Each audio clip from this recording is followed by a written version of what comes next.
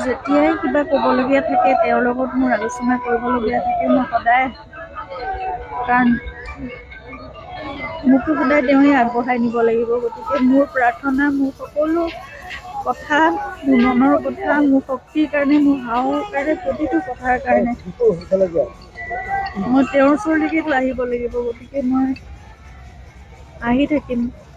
তেওঁৰ লগত মোৰ পাতিবলগীয়া বহুত কথা থাকে। গতিকে তেওঁক ইয়াতে আহি কম, শুনিব। মই জানো তেওঁ সেইখিনি সাহস আৰু শক্তি দি মোক আগুৱাই লৈ যাব।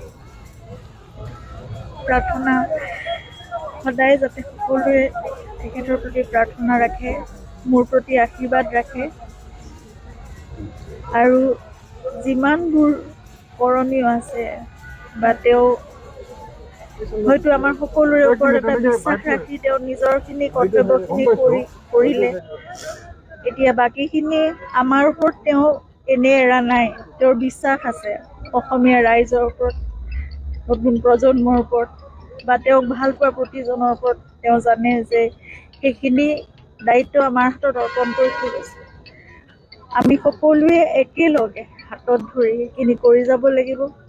আৰু যেনেকে এই জুবিন ক্ষেত্ৰখন শূন্যভূমি হৈ পৰিছে, এতিয়া মহামিলনৰ ভূমি হৈ পৰিছে, গোটেই অসমখন তেওঁৰ সপোনৰ বৰ অসমখন। মই বাৰে বাৰে সেইটোৱে প্ৰাৰ্থনা কৰোঁ যে তেওঁৰ সপোনৰ বৰ অসমখন যাতে আমি গঢ়িব পাৰোঁ।